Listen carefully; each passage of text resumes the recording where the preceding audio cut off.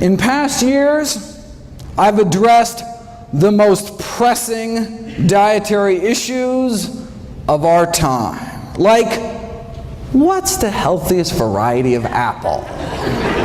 Or what's the most nutritious nut? Or dried fruit? Or what's the best bean? What's the best berry? What's the best bowel movement? Right? We had fun. People got to vote. You know, some folk came away all huffy. You know, especially the New Yorkers back there. But this year, I thought I'd lighten it up and answer, what's the best way to prevent death? Every year, the CDC updates the latest leading causes of death in the United States. So let's start at the top and go down the list, see what's new in each category. Heart disease, number one, the 35-year follow-up of the Harvard Nurses' Health Study just published. Now, the most definitive long-term study on older women's health we have. Since the study started, thousands of participants died, but that allowed them to study the risk factors for mortality. Because heart disease was the leading cause of death, it comes as no surprise. The dietary cholesterol intake, right, was a significant risk factor for dying. The second leading cause was smoking-related cancer deaths. But what's so neat about this study is that it's a competing risks analysis. Right? So it allowed them to compare different risks to one another. So consuming the amount of cholesterol found in just a single egg a day appears to cut a woman's life short as much as smoking 5 cigarettes a day for 15 years. The most protective behavior they found was fiber consumption. Eating just a cup of oatmeal's worth of fiber a day appears to extend a woman's life as much as 4 hours of jogging a week.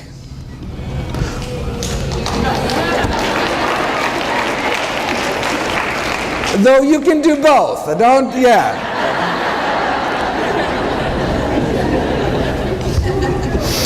So it's worth noting that, look, the intake of cholesterol only found in animal foods was associated with living a shorter life, and the intake of fiber only found in plant foods associated with living a longer life. The one specific food most tied to longevity was nuts.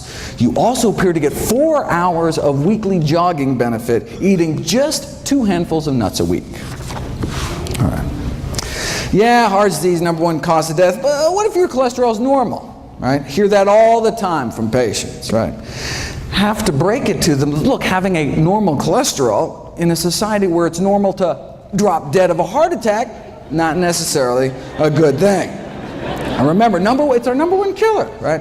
In a huge study last year, most heart attack patients fell within the recommended targets for cholesterol, demonstrating that the current diet guidelines just are not low enough to cut heart attack risk.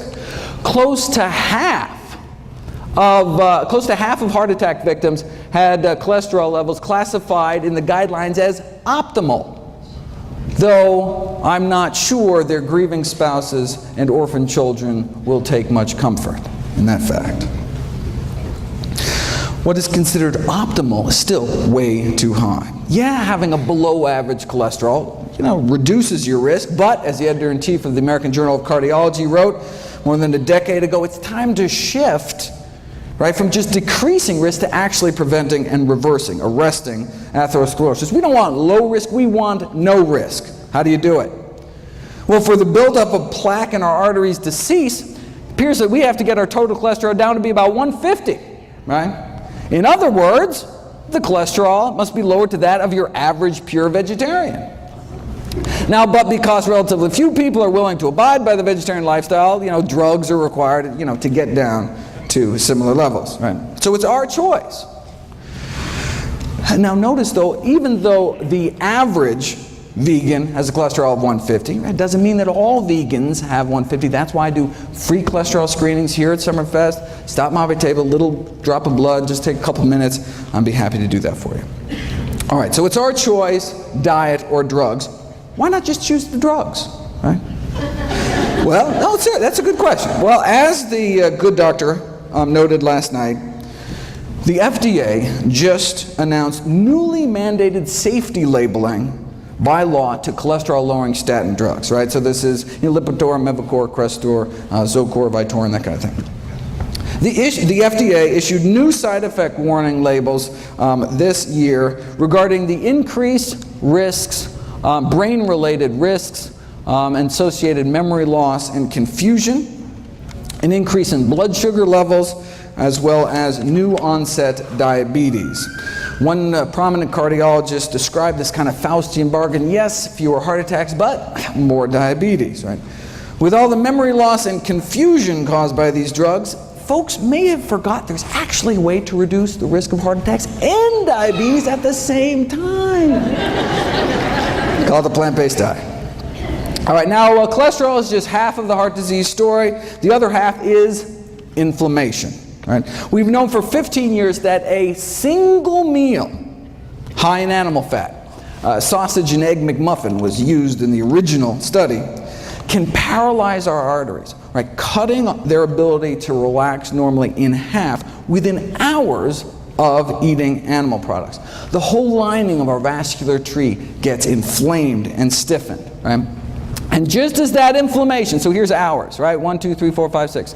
Just as that inflammation, right? Just as that crippling of our arteries starts to finally calm down after 5 or 6 hours, lunchtime, right? And then we may whack our arteries with another load of meat, eggs, or dairy, right? And so most people are in this chronic state of low-grade inflammation, increasing risk for these inflammation-related diseases like heart disease, cancer, diabetes, one meal at a time. Does the same thing to our lungs. Right? Again, within hours, inflammation in our airways. A single meal causing internal damage, not just years down the road, but literally right then and there, that day, within hours of it going into your mouth. And just this year, we finally figured out, we finally solved the mystery as to why. And it doesn't appear to be the animal fat itself. And it's apparently not the animal protein, which is what's implicated in the inflammation from arthritis. Right? So if it's not the animal fat, it's not the animal protein, what is it? The whole thing is a crazy, cool detective story that I'll be putting in a series of videos next week, actually, July 4th, July 5th, July 6th. But I'll just cut to the chase, spoiler alert. After a meal of animal products, people suffer from endotoxemia. Their bloodstream becomes awash with bacterial toxins, known as endotoxins, that are present in the animal products. So, no wonder our body goes crazy. These dead meat bacteria toxins aren't destroyed by stomach acid, aren't destroyed by pancreatic enzymes, right? Aren't destroyed by cooking. They tried boiling meat for hours, still didn't work. And so these bacterial toxins were found to be highly resistant to cooking and our body's best attempts at acid and enzyme digestion.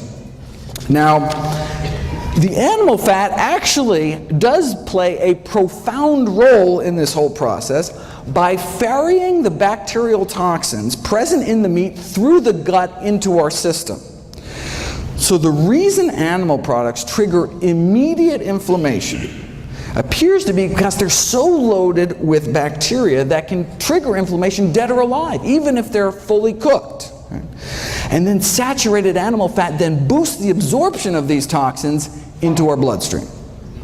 So now that we know what's going on, what do we have to do? Well, from a 2012 follow-up, the most obvious solution to this metabolic endotoxemia, okay, well, we can reduce saturated fat intake, which in this country is mostly cheese and chicken, but the Western diet is not conducive to this mode of action, and it is difficult for patients to comply with this request. Right? So what? Let's not even tell them, right? I mean, this patronizing attitude in the medical profession of, oh, patients won't change their diet or stop smoking, I mean, even if it's going to kill them, so why bother, right? That attitude may be one of the real leading causes of death. But let's get back.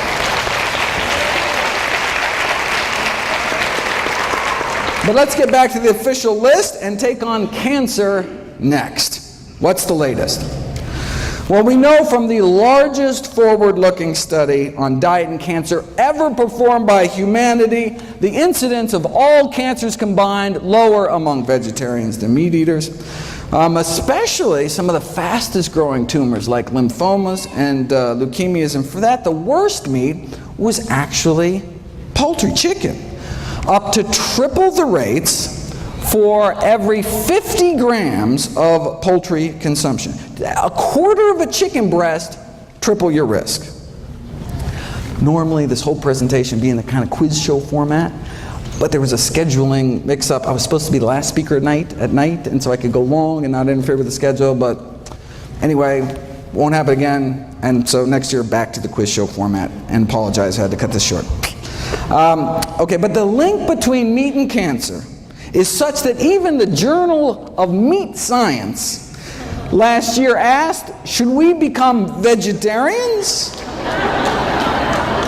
Or they said, can we make meat safer? There's a bunch of additives, for example, that can suppress the toxic effects of the blood-based iron, the heme iron found in meat. Now, the additives are still under study, but could provide an acceptable way to prevent colon cancer, right? Because avoiding meat, obviously, completely out of the question. I mean, that's... They fear that if the National Cancer Institute recommendations to reduce meat consumption were adhered to, sure, cancer incidence may be reduced, but farmers in the meat industry would suffer important economic problems. Now, for those of us more concerned about the suffering caused by the meat industry rather than the suffering of the meat industry, what happens if you put cancer on a vegan diet?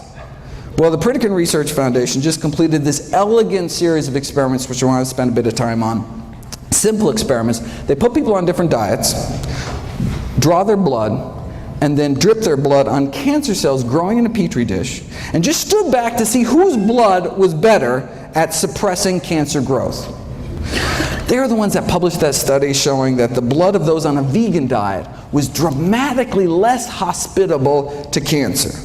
Now, even the blood of those on a standard American diet fights cancer. I mean, if it didn't, everybody'd be dead, right? It's just that the blood of those eating vegan fights about 8 times better.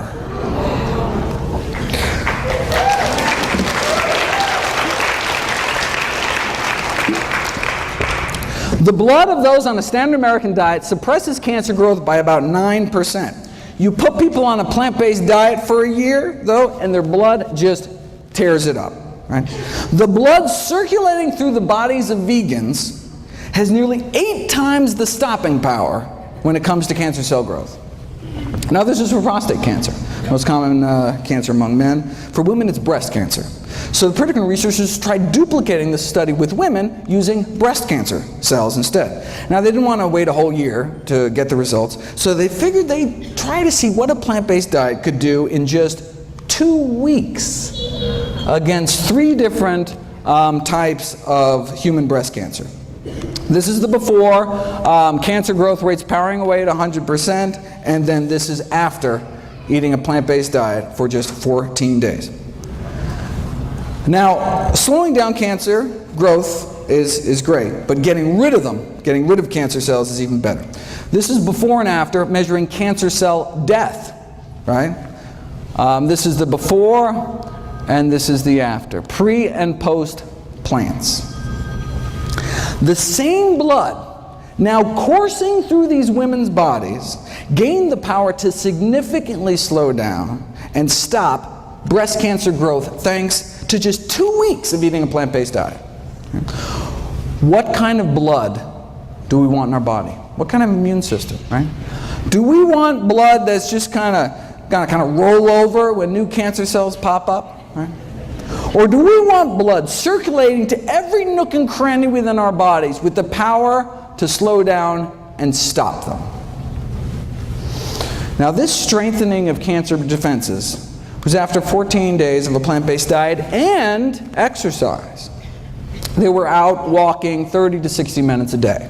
Right? Well, maybe the only reason their bodies became, so effective at suppressing cancer cell growth was because of the exercise. Maybe diet didn't have anything to do with it. So they put it to the test. This is measuring cancer cell clearance. And this is what we saw before, the effect of blood taken from those eating a plant-based diet, in this case for 14 years, along with mild exercise, just like walking every day, right? So, plant-based diets, walking, that's the kind of cancer cell clearance you get. Now, compare that to the cancer-stopping power of your average sedentary. You see this little burger, apple? Oh, sorry, I can't. All right. On the website, it's a little, okay, but okay. Okay, compared to the cancer-stopping power of your average sedentary meat eater, which is basically non-existent. Okay. But what about this middle group? Now, this middle group, instead of 14 years on a plant-based diet, they had 14 years of the standard American diet, but had daily strenuous hour-long exercise, like boot camp this morning. Seriously, calisthenics, right? They wanted to know, if you exercise hard enough and long enough, can you rival some strolling vegans? All right. Let's find out. And exercise worked, no question, right? But literally 5,000 hours in the gym, no match for a plant-based diet.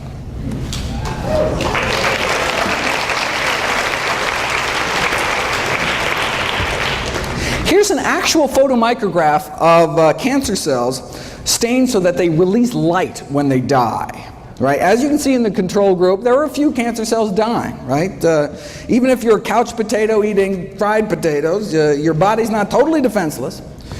But here's the hardcore strenuous exercise group, right? Cancer cells dying left and right, but nothing appears to kick cancer butt more than a plant-based diet. Why, though? Some people don't care, but I'm always curious. All right, how does a simple dietary change, right, make one's bloodstream so inhospitable to cancer after just a few days? We didn't know until last year, when they sought to determine the underlying mechanisms for these anti-cancer effects. All right.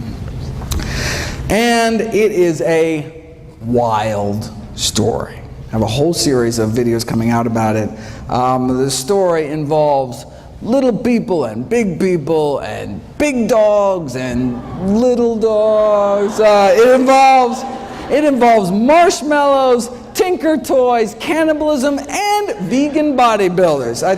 From beefsteak to beefcake. I wish I had time, believe me. But the videos will be up soon. Bottom line, the answer to the Pritikin puzzle is IGF-1, insulin-like growth factor 1. Is the cancer-promoting growth hormone involved in every stage of cancer growth, spread, metastases, cancer invasion. But you put people on a plant-based diet, and their IGF-1 levels, plant-based diet, go down.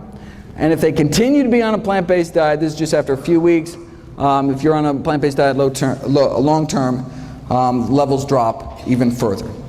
And their IGF-1 binding proteins go up. That's one of the ways our body suppresses cancer growth. Protect itself from cancer. Protect itself from excessive growth by releasing this binding protein into the bloodstream to bind up, to tie up IGF-1. It's like our body's, kind of emergency brake. Yes, in as little as 11 days, right? A plant-based diet can reprogram your body to bring down IGF-1 production, right? But what about all the IGF-1 that's circulating from the bacon and eggs you ate last week, right? So the liver releases the snatch squad of binding proteins to tie up, to take all this IGF-1 out of circulation. And as you can see, it just gets better with time the longer we eat healthy. Here's the experiment that nailed IGF-1 as the villain. All right, same as last time. Go on a plant-based diet, and cancer cell growth rates drop dramatically, right? And cancer cell death shoots up. Already saw that. But then, here's the kicker. Right? What if you added back to the cancer the exact same amount of IGF-1 banished from your body by eating a plant-based diet? Eating plant-based diet goes back. Let's take that same IGF-1, add it back to the cancer, and see what happens, and it erases the diet and exercise effect. It's as if you never started eating healthy at all, right? So that's how we know that lowering animal product consumption leads to lower IGF-1, which leads to lower cancer growth. But how low does our animal product consumption have to go? How plant-based do our diets have to get? Well, let's look at the IGF-1 levels of meat eaters compared to vegetarians compared to vegans, right? Does a plant-based diet, is it better at lowering circulating levels of IGF-1 compared to a meat-eating diet or a lacto-ovo diet? And this is what they found. Right? Only the vegans, so meat eaters, vegetarians, vegans, only the vegans had significantly lower levels, and the same relationship was found with IGF-1 binding protein levels, right? That's what we want higher. Again, we got nothing here. One really had to go to that final step, vegans, to significantly bind up all that excess IGF-1 in their bloodstreams. Right? This was a study done on women. What about vegan men? They found the same thing. So even though vegan men tend to have significantly higher levels of testosterone than both vegetarians or meat eaters, which actually can promote the growth of prostate cancer. But the reason a vegan diet can actually reverse the progression of cancer, which I've shown you in previous years, the Dean Ornish work, may be because of how low their IGF-1 levels are. So high testosterone, but still low cancer in the vegans. The bottom line is that male or female, right? Just eating a vegetarian diet did not seem to cut it, right? Didn't do your body many favors. Right? Looks like to get that significant drop in that cancer-promoting growth hormone levels, one really has to move towards eliminating animal products altogether. Now the good news is that now, based on what we know about IGF-1, we can predict that a vegan diet may be profoundly protective with respect to risk, for example, for breast cancer in older women. Okay, just 13 leading causes of death to go. All right, let's run through the list here. The top 3 killers used to be heart disease, cancer, stroke. Oh, that is so 2011. Now it's heart disease, cancer, and COPD, like emphysema. All right.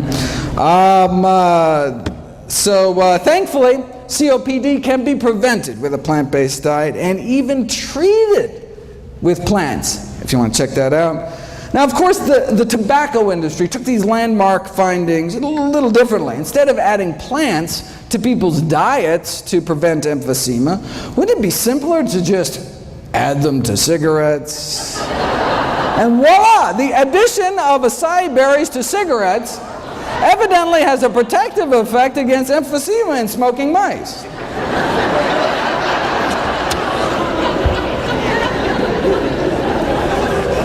Next, they're going to start putting berries in meat, right?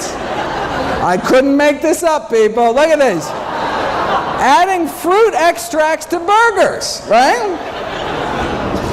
Now, this was not without its glitches. The blackberries literally dyed the burgers with this kind of distinct purplish color, though infusing lamb carcasses with kiwi fruit juice before rigor mortis set in does evidently lead to greater tenderness in the meat.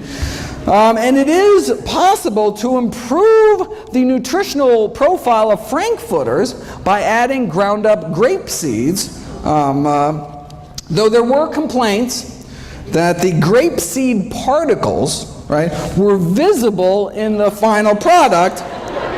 And look, if there's one thing we know about hot dog eaters, it's that they're picky about what goes in their food, right?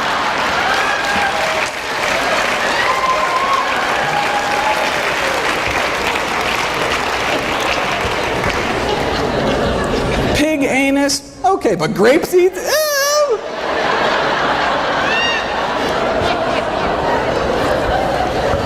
Preventing strokes. Number 4. Preventing strokes is all about eating potassium-rich foods. Potassium from the words potash. You take any plant, put it in a pot, reduce it to ash, and what you're left with is potassium. True story. But can anyone name me a plant food particularly high in potassium? Why is that like the one thing everyone knows about nutrition? Seriously. Like, did Chiquita have like this great PR firm or something? I bet you could walk into the Heart Attack Grill where they're eating food like this, right? Ask anyone, and they'd be like, I don't know, Dave, but I do know bananas got potassium, right? Right? All right. In reality, bananas don't even make the top 50 sources. Coming in at number 86, right behind fast food vanilla milkshakes. And then bananas. All right. In the top 5 sources are tomato and orange concentrates, and in terms of the whole food sources, it is greens, beans, and dates. In fact, if you look at the next leading cause of death, right, bananas could be downright dangerous.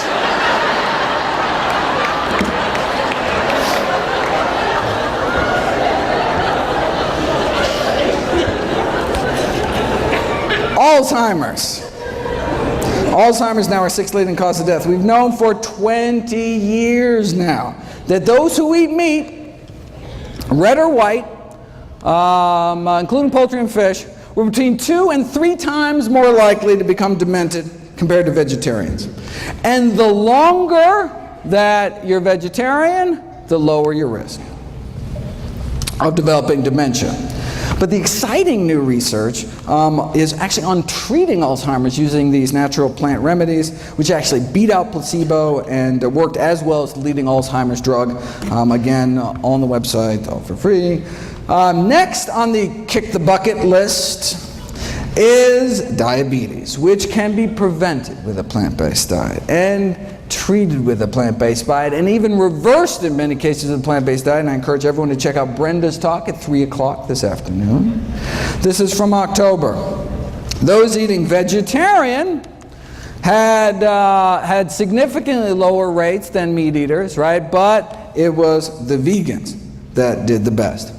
And this is the surprising thing, this was after controlling for obesity, right? Sure, vegans got lower diabetes rates, right? They're so skinny, right? But even at the same weight, vegans have just a fraction of the diabetes risk, right?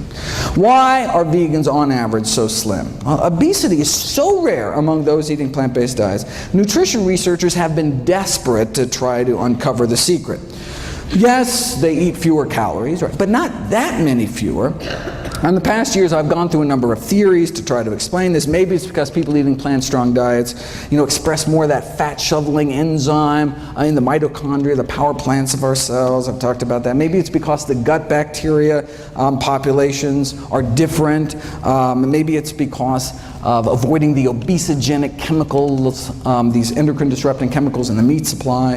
There's an obesity-causing virus in poultry that may even be playing a role. We're not sure. Theories keep coming. Here's the latest theory. Maybe it's the propionate. Right? After all, what's one of the one things that's only in plant foods? Fiber, right? Animals have bones to hold them up. Plants have fiber to hold them up, right? Now we say, I thought fiber was defined as our inability to digest it, right? Well, true, we can't break down fiber, but the gazillions of good bacteria in our guts can. And what do they make with it? They make propionate, which gets absorbed into our bloodstream. So technically we can digest fiber, but just not without a little help from our little friends. But what does propionate do? Well, it inhibits cholesterol synthesis. That's good. It also appears to have what's called a hypophagic effect, meaning it helps us eat less by apparently slowing the emptying of our stomachs, which makes us feel fuller longer. Propionate regulates food intake, or whether it's because it slows the generation of new fat cells, but it results in this overall anti-obesity effect. And we can actually boost the populations of these good bacteria in our guts without taking probiotics, just by eating vegetarian, right? Because we're feeding our little friends with fiber. Animal foods also tend to be kind of calorically dense. For example, to walk off the calories found in a single pat of butter, you'd have to add an extra 700 yards to your evening stroll that day, right? Or a quarter-mile jog to each sardine we put in our mouth, right? And that's just the edible part, right? And any who choose to eat 2 chicken legs better get out on their own 2 legs and go run an extra 3 miles that day to outrun weight gain, right? And that's for steamed chicken, skin removed. Here's the latest. Meat consumption and prospective weight gain, right? We're talking hundreds of thousands of men and women studied across 10 countries with weight gain measured over a 5-year period. What did they find? Total meat consumption associated with weight gain in men and women. The conclusion is that the decrease in meat consumption may improve weight management. And this was after controlling for initial weight and physical activity, education level, smoking status, total energy intake. What? That's the kicker. This was after controlling for calories. Right? The link between meat and weight gain remained even after controlling for calories, meaning you have 2 people eating the same number of calories, the one eating more meat may gain more weight. They even calculated how much more. Intake of 250 grams of meat a day, which is nothing compared to what the U.S. Eats, will lead to an annual weight gain of 422 grams, higher than the weight gain experienced with the same calorie diet with lower meat content. Right? After 5 years, the weight gain would be about 5 pounds more. So same calories, yet 5 pounds heavier eating meat. And steak was nothing. The strongest relationship between annual weight gain was observed for poultry. Right? Let's say you start out at a normal weight, eat a hamburger every day. Right? Well, this is how much extra weight you'd gain in addition to the calories that are present. And if you ate the same number of calories instead of processed meat, like a ham sandwich with 3 slices of deli meat, you'd be up to here. And then half a chicken breast puts you up to here, again, above and beyond the calories. Right? In conclusion, our results indicate that meat intake positively associated with weight gain. This persisted after adjusting for energy intake, and therefore we're in favor of this public health recommendation to decrease meat consumption for health improvement. For more, make sure to check out the meat industry's take on this study, very interesting, as well as PCRM's wonderful work trying to put a vegan diet to work in a corporate setting. Kidney failure, 8th leading cause of death, can be prevented with a plant-based diet, can be treated with a plant-based diet. Why? Because our kidneys are highly vascular organs, right? That's why kidneys look so red inside. Right? Our 2 little kidneys filter through our entire bloodstream. And so, if the standard American diet is so toxic to blood vessels in our heart, brain, and pelvis, leading to heart attack, stroke, sexual dysfunction, what might it be doing to our kidneys? Long story short, Harvard researchers found 3 significant risk factors for declining kidney function, meaning you start to lose protein out of your urine. Your body's not supposed to be peeing out its protein. The 3 risk factors for declining kidney function were animal protein, animal fat, and cholesterol. Right? It's not protein, it's not fat. Animal protein, animal fat. No relationship found with plant protein and plant fat.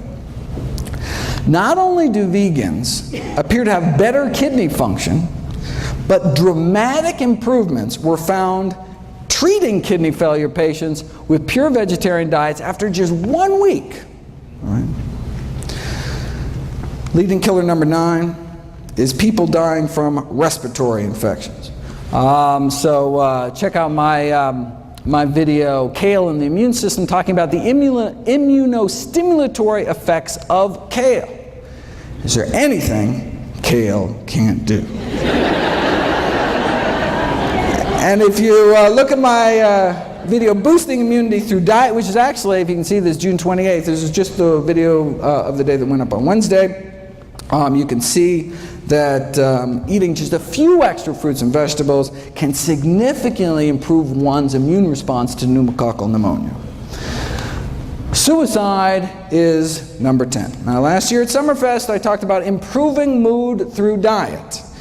We know vegetarian diets have been associated with healthier mood states, but you don't know if it's cause and effect until you put it to the test. And that's what was done this year. You take regular meat eaters and you remove meat, fish, poultry, and eggs in this study from their diets. And you can see a significant improvement in mood scores after just 2 weeks. I mean, it can take drugs like Prozac, months to take effect. In fact, the way drugs like Prozac work is they boost the levels of the so-called happiness hormone serotonin.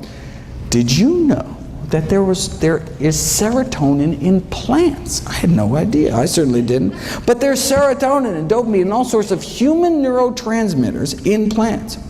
So much so, there's been a call to start treating depression with high-content sources of serotonin. Like plantains, pineapples, bananas, kiwis, plums, and tomatoes. Right? And what's the side effects? You get a little seed stuck in your teeth or something? Right? Maybe that's why high intake of fruits, vegetables, mushrooms, and soy associated with decreased prevalence of depression. Right? Maybe that's why improved behavior in teenagers was significantly associated with higher intakes of leafy green vegetables and fresh fruit. Right? For more, keep an eye out for my videos on the wrong way to boost serotonin, which is by these tryptophan supplements, a better way to raise serotonin to fight things like premenstrual depression, and then the best way, as reported in this double-blind, placebo-controlled crossover study on the successful use of butternut squash seeds in the treatment of social anxiety disorder, for example. Right? Amazing. How might a plant-based diet prevent systemic infections? Well, meat-borne bacteria can directly invade one's bloodstream through the intestinal wall, or in women can creep up into their bladder. Just this month, June 2012, we have direct DNA fingerprinting proof, finally, right, that women eating meat are getting urinary tract infections from eating meat contaminated with fecal bacteria that then crawl up into their bladder. Right? And chickens are the most likely reservoir. Wait a second. You can't sell unsafe cars. You can't sell unsafe toys. How is it legal to sell unsafe meat? Well, they do it by blaming the consumer. Right? As one USDA poultry microbiologist said, raw meats are not idiot-proof. They can be mishandled, and when they are, it's like handling a hand grenade. You pull the pin, someone's going to get hurt. See, if we get sick, it's our fault. Right? Now, while some may question the wisdom of selling hand grenades in supermarkets, the USDA poultry expert disagrees. Says, I think the consumer has the most responsibility, but just refuses to accept it. Right? It's like a car company saying, yeah, we installed faulty brakes, but it's your fault for not putting your kid in a seatbelt. Right? A director at the Centers for Disease Control responded famously to this kind of blame the victim attitude from the meat industry. Is it reasonable, she asked, if a consumer undercooks a hamburger that their 3-year-old dies? Is that reasonable? Not to worry though, the meat industry's on it. All right, they just got FDA approval for a bacteria-eating virus to spray on the meat. Now, some have raised concerns about these so-called bacteriophages, such as the possibility that these viruses can spread toxin genes between bacteria, which wouldn't go good, especially given the difficulties in preventing large numbers of these viruses from being released into the environment from the slaughterhouses. All right. Now, it could also allow the meat industry to become more complacent about food safety, right? If they know they can just kind of spray some viruses on at the end, right? Similar to the quick fix argument about irradiation. From the industry point of view, right, who cares if there's fecal matter in the meats, as long as you can just blast it at the end with enough radiation, right? Now, the meat industry is concerned that consumer acceptance of these bacteria-eating viruses may present somewhat of a challenge to the food industry. Not that they'd ever be labeled, of course. But if they think that's going to be a challenge, check out their other bright idea. The effects of extracted housefly pupae on chilled pork preservation. This is a sciencey way of saying they want to smear a maggot mixture on the meat. Now, it's a low-cost, simple method. Think about it. Maggots thrive on rotting meat, yet there have been no reports of maggots having any serious diseases. Not that anyone's really checked, but, I mean, right? Indicating that they have a strong immune system, right? They must be packed with some kind of antibacterial properties, otherwise they die themselves eating rotting meat. All right. So, they took maggots that were 3 days old, washed them, dried them, kind of toweled them off, put them in a tissue blender, kind of a little Vitamix action there, and then voila, safer meat.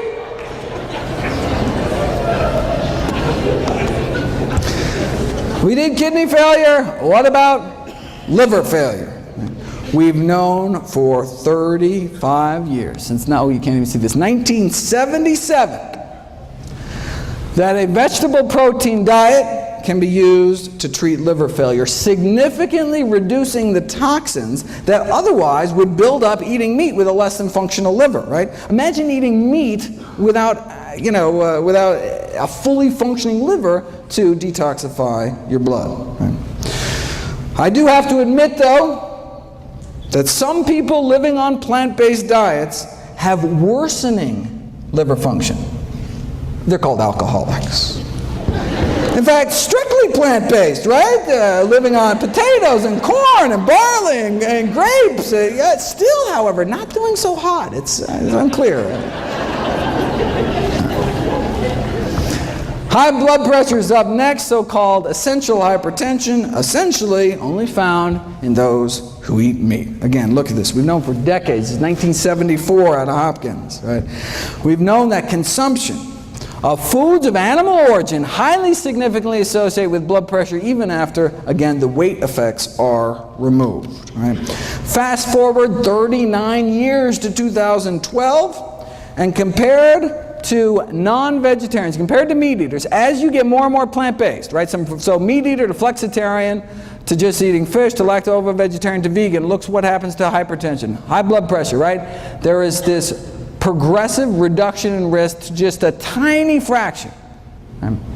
See the same thing in diabetes. Here's diabetes, right? Again, the stepwise reduction of risk as one eliminates animal products on down. Right? And and same thing with body mass index, right? As you can see, obesity rates get lower and lower. In fact, vegans are actually the only population, on average, that was not overweight. Even the vegetarians were overweight. All right. Diabetes, hypertension, leading causes of death. Is it going to take the medical profession another 39 years before we actually do something about it? How long does it take being vegan to bring blood pressures down? 12 days, right? McDougall took 500 meat eaters, put them on a vegan diet over a span of 11 days. Dropped their blood pressure 6%, about double that drop in those that were hypertensive to begin with. 14th leading killer, Parkinson's disease.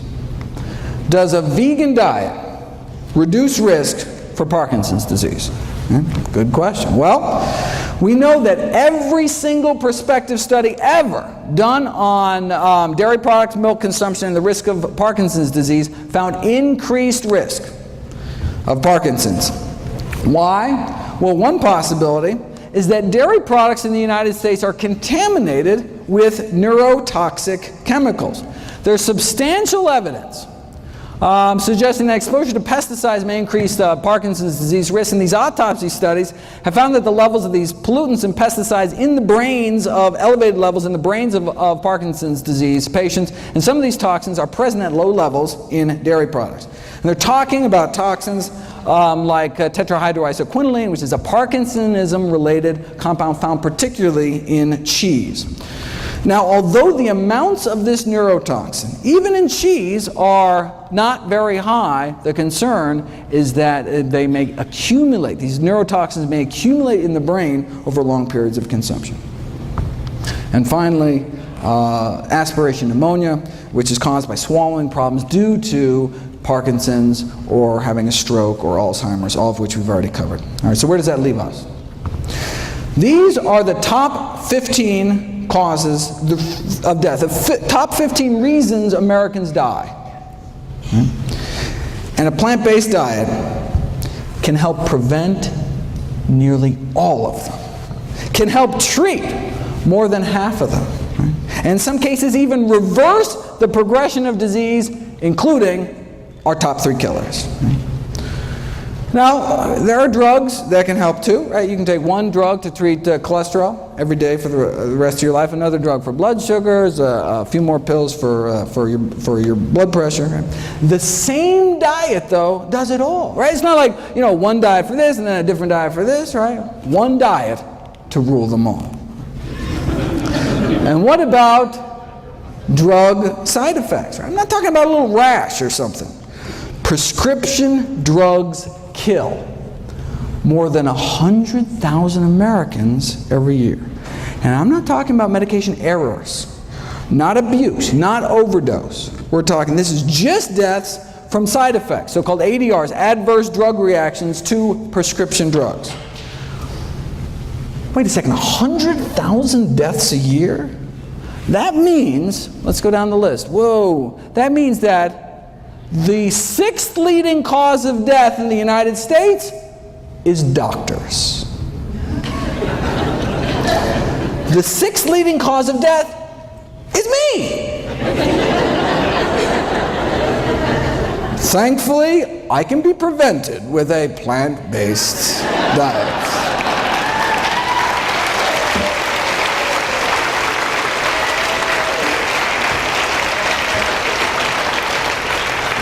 Seriously though, compared to 15,000 American vegetarians, meat eaters had about twice the odds of being on aspirin, sleeping pills, tranquilizers, antacids, painkillers, blood pressure medications, laxatives, and insulin, right? So plant-based diets are great for people that don't like taking drugs, don't like paying for drugs, and of course don't like risking adverse effects, right?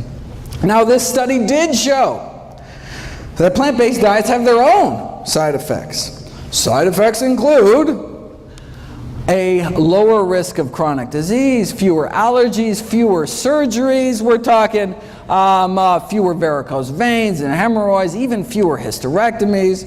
And we're not talking just the big killers, right? Not just less heart disease, cancer. This is the longest study on vegetarians in human history. Not just less heart disease and stroke and high blood pressure and diabetes, but less diverticulosis, less, if you can read this, less diseases overall, right? That's the side effects of a plant-based diet, less disease overall. Here's the allergies thing. Again, longest running study on vegetarians in history. Women who eat meat compared to vegetarians appear to have a 30% greater risk of reporting chemical allergies, 24% asthma, more drug allergies, even more bee sting allergies, 15% more hay fever. A new side effect of plant-based diets we just learned about last year, fewer cataracts, right? That's what we get, fewer cataracts, the leading cause of blindness and vision loss. Compared to those just eating a single serving of meat a day, right, in one meal, those eating half a serving a day dropped the risk 15%. Just eat fish, dropped about 21%. Get rid of fish, dropped 30%. Get rid of eggs and dairy, full 40% drop in risk. Right.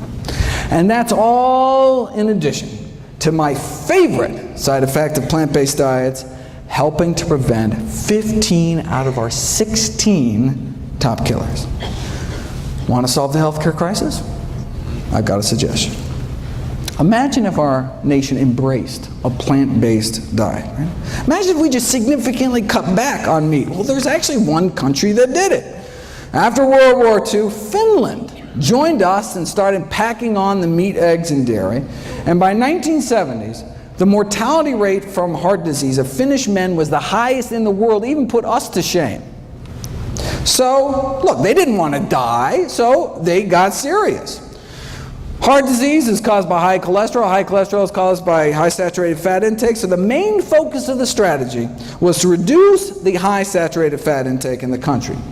So this means here that's cheese, chicken, cake, and pork, basically. All right.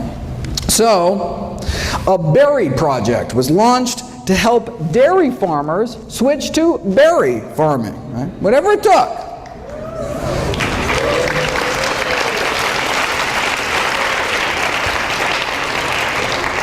And indeed, many farmers did switch from dairies to berries.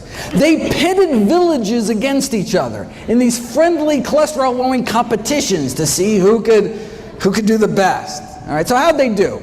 All right, look, on a population scale, even if mortality rates drop, 5%, I mean, that could save thousands of lives, right? But remarkably great changes took place. An 80% drop in cardiac mortality across the entire country. 80% drop in heart disease deaths. With such greatly reduced rates of cardiovascular and cancer mortality, the all-cause mortality was basically almost cut in half, leading to 7 more years, men are living 7 more years, 6 more years for women, right? And look, this is just cutting down on animal products. Now vying for the world record for heart disease deaths, of course, the United States of America. So why doesn't our government make these same recommendations? Well, I've got this whole series of videos on the conflicts of interest within the U.S. Dietary Guidelines Committees. They're the ones that make the recommendations, right? And indeed, whether they're funded by candy bar corporations or the Sugar Association, right? Or a member of McDonald's Council on Healthy Lifestyles, right? Serving on Coca-Cola's Beverage Institute for Health and Wellness. And notice, we only know about this thanks to a PCRM lawsuit against the USDA. Very impressive. Very good.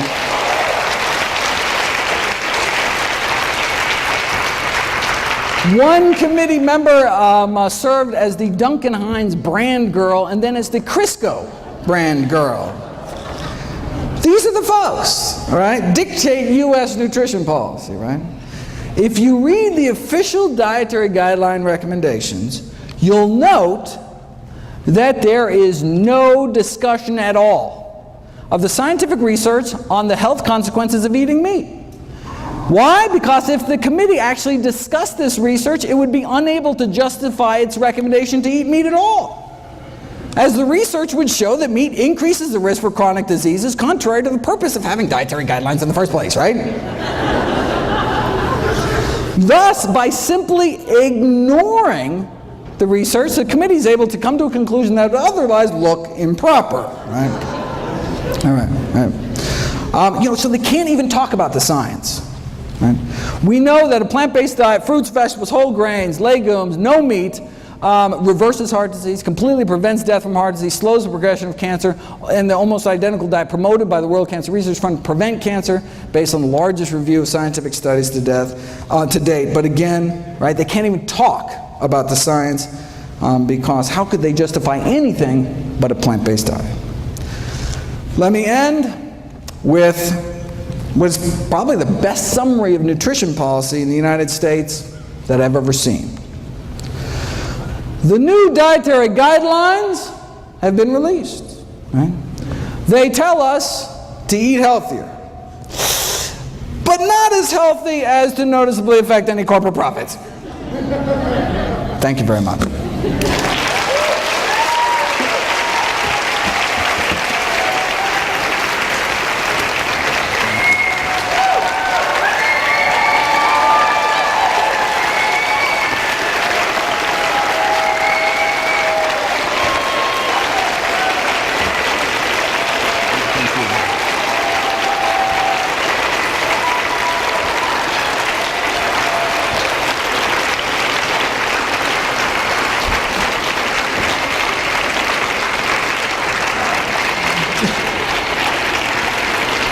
Don't forget to check out my new video every day. Please share the site with friends and family. Buy them all DVDs, all proceeds to charity. And remember, please feel free to stop by for a free cholesterol check. See everybody there. Thank you, Dr. Gray.